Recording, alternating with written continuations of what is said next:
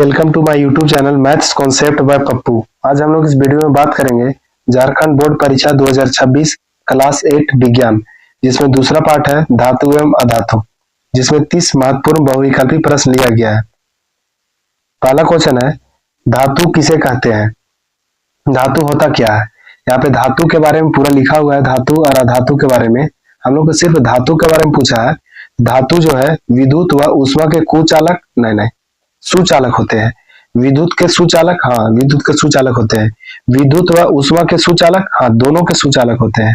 विद्युत के कुचालक नहीं, ये भी गलत है। यानी ऑप्शन नंबर कौन होगा? ऑप्शन नंबर सी सही होगा, विद्युत और ऊष्मा के सुचालक।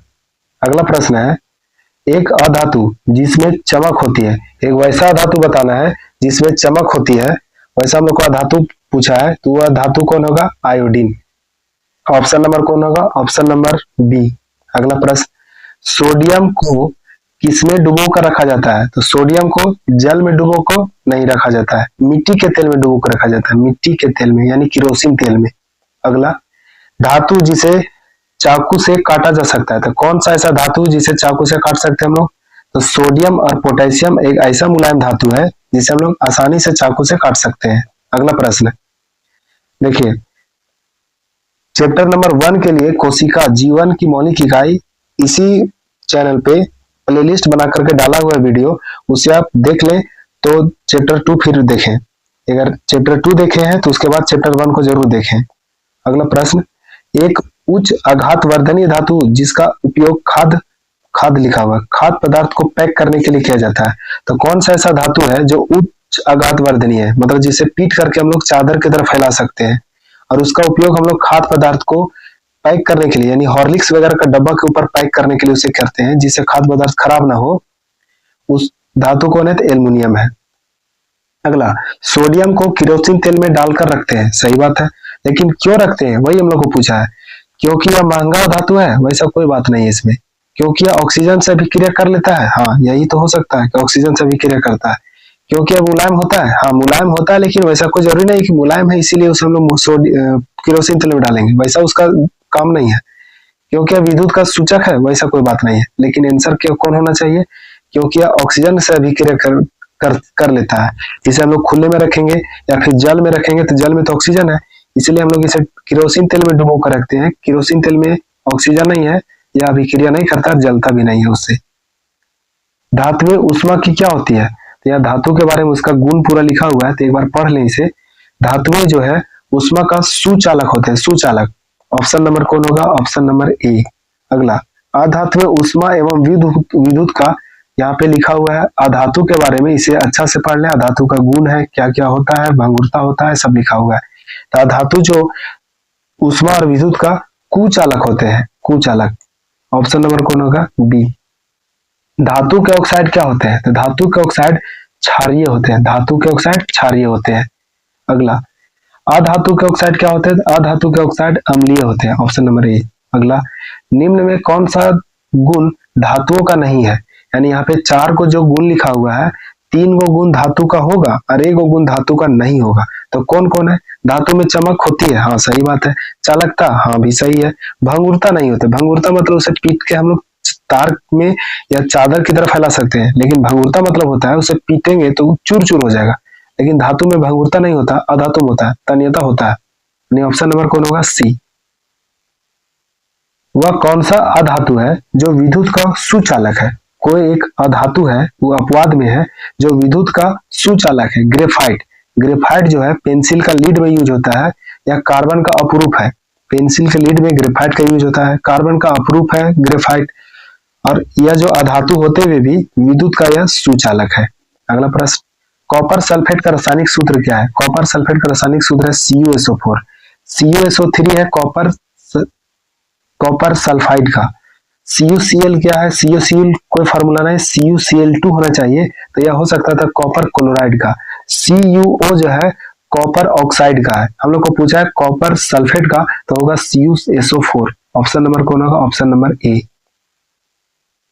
धातुएं सामान्यतः किस रंग की होती है? धातुएं सामान्यतः भूरे रंग की होती है, भूरे रंग। अगला प्रश्न, धातुओं के गलनांक अर्कवथनांक क्या होता है? तो धातु का जो गलनांक अर्कवथनांक है वो उच्च होता है। ऑप्शन नंबर कौन होगा? ऑप्शन नंबर होगा बी।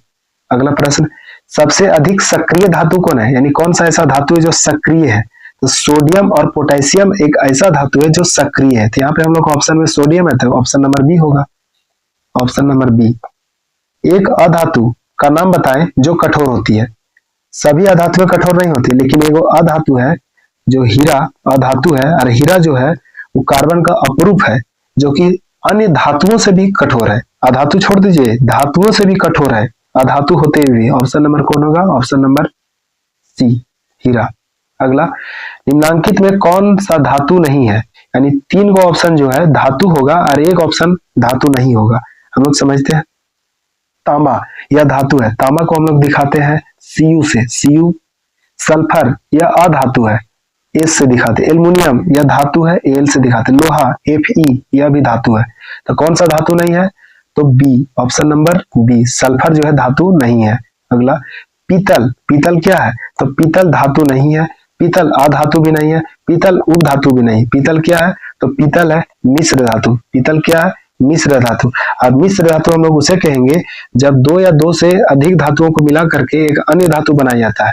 जब 2 या 2 से अधिक धातु को मिलाया जाए और अन्य धातु बनाया जाए उसे हम लोग बोलेंगे मिश्र धातु।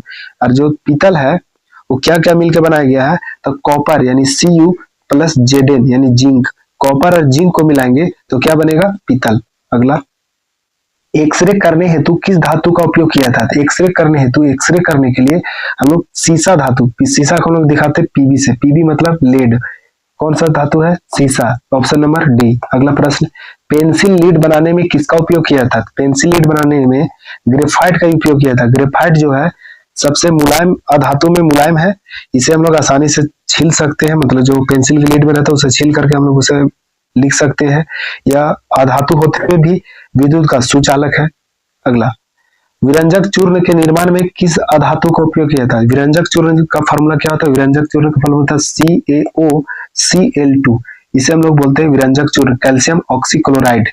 इसका उपयोग किया जाता है पानी वगैरह को साफ करने में। इसे जब पानी में घोला जाता है तो इससे क्लोरीन गैस निकलता है। जो क्लोरीन गैस है पूरे जल में घुल करके उसमें जो कीटाणु वगैरह है उसे मार देता है। बैक्टीरिया वगैरह जो भी है जो हम लोग को हानिकारक है हम लोग के स्वास्थ्य के लिए, उसे जल में मार देता है। वो पानी को साफ करने के लिए किसका प्रयोग करते हैं हम लोग? विरंजक चूर्ण का। फॉर्मूला क्या होता है? CaOCl2। इसमें कौन सा गैस का उपयोग किया जाता है? तो क्लोरीन गैस का।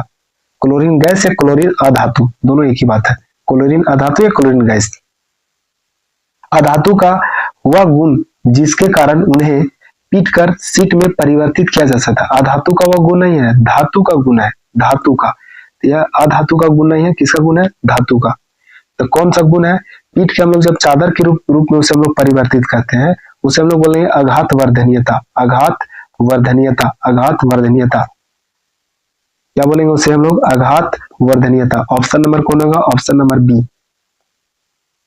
निम्न में कौन सी धातु सर्वाधिक तन्य है? मतलब कौन सा ऐसा धातु है जो सबसे अधिक तन्य है? तन्य हम लोग उसे बोलेंगे, तन्य जब कोई भी धातु को पीट के हम लोग तार के रूप में लंबा कर दे, तार के रूप में लंबा करेंगे तन्यता या तन्य। चादर के रूप में फैलाएंगे तो आघात वर्धनीयता। तो सबसे अधिक तन्यता कौन है? सोना।